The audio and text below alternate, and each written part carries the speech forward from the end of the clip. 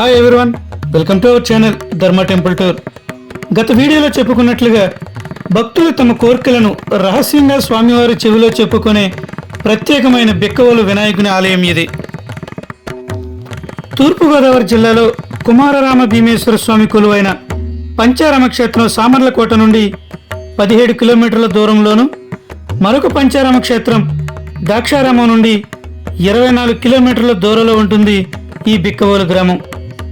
అలాగే కాకినాడ నుండి 33 కిలోమీటర్లు, రాజమండ్రి నుండి కేశవరం, ద్వారపూడి, అనపర్తి మీదుగా 40 కిలోమీటర్ల దూరం ఉంటుంది.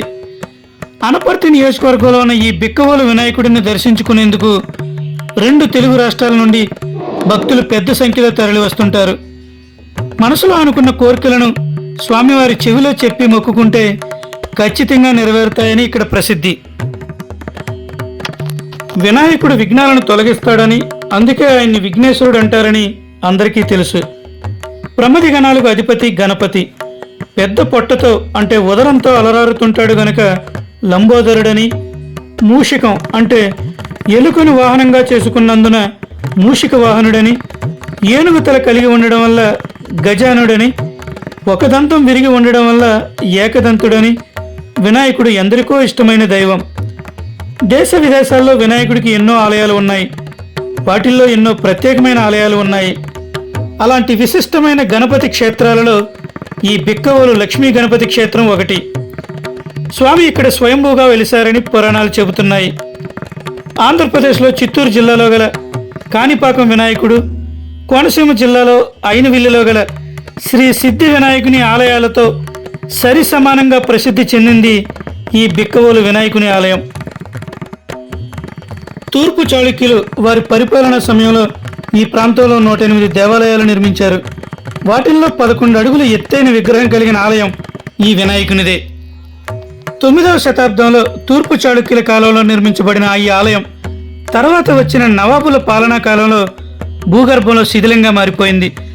తర్వాత కాలంలో ఒక భక్తునికి వినాయకుడి కలలో కనిపించి తన ఉనికిని చాటడం వల్ల ఆ భక్తుడు గ్రామస్తులకు విషయాన్ని తెలియజేసి తను చెప్పిన చోట తవ్వించగా వినాయకుడు బయటపడ్డాడని, అప్పటి నుంచి ఈ ఆలయం ఎంతో ప్రసిద్ధిగాంచిందని చెబుతారు. భూమి నుండి బయటపడిన తర్వాత వినాయకుని విగ్రహం క్రమక్రమంగా పెరిగి పెద్దదవుతూ వచ్చింది. అతిపెద్ద గణపతి శిలా విగ్రహాలలో ఇది కూడా ఒకటి. అయితే భూమి లోపల ఎంత లోతులో ఈ వినాయకుని విగ్రహం ఉందనేది అంతు చిక్కని విషయం. ఇక్కడ వినాయకుని ప్రత్యేకత ఏమిటంటే స్వామివారి తొండం కుడివైపుకు తిరిగి ఉండడం. అలాగే ఇక్కడ విఘ్నేశ్వరుడు తూర్పు దిశకు తిరిగి నాగాభరణం, నాగ యజ్ఞోపవీతం, నాగమొలతాడు, పంచకట్టుతో సుఖాసీనంతో ఆసీనుడై భక్తులకు దర్శనమిస్తున్న తీరు అద్భుతం. ప్రతి సంవత్సరం ఇక్కడ గణపతి నవరాత్రి ఉత్సవాలను అత్యంత వైభవంగా నిర్వహిస్తారు. నవరాత్రి సమయంలో స్వామిని దర్శించుకునేందుకు చాలా దూర ప్రాంతాల నుండి భక్తులు తరలి వస్తుంటారు. రాజమండ్రి, కాకినాడ నుండి ఈ ఆలయానికి సులభంగా చేరుకోవచ్చు. ఇక్కడ ప్రతిరోజు అన్నదాన కార్యక్రమం జరుగుతుంది.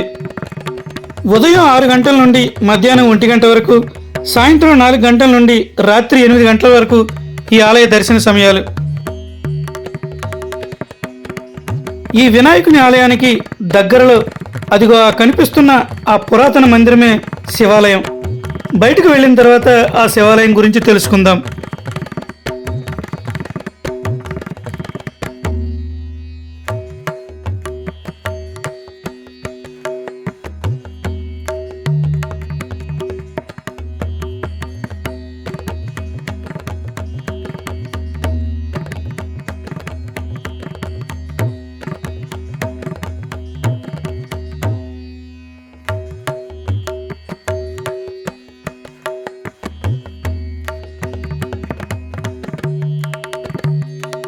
వినాయకుని ఆలయానికి పక్కనే వరిచేల మధ్యలో ఉన్న ఈ శివాలయంలో ప్రస్తుతం పూజాది కార్యక్రమాలు ఏమీ లేవు.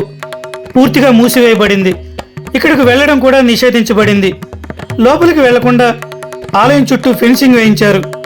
ఈ ప్రదేశం పాములకు నిలయంగా మారిందని చెబుతారు. కొంతమంది అయితే వెళుతుంటారు, కానీ ప్రస్తుతానికి ఈ దారంతా బాగా తడిగా ఉండడం వల్ల వెళ్లే అవకాశం లేదు. ఎవరైనా ఇటుగా వచ్చినప్పుడు వెళ్లేవారుంటే వెళ్ళవచ్చు, మరి అంత ప్రమాదమేం కాదు.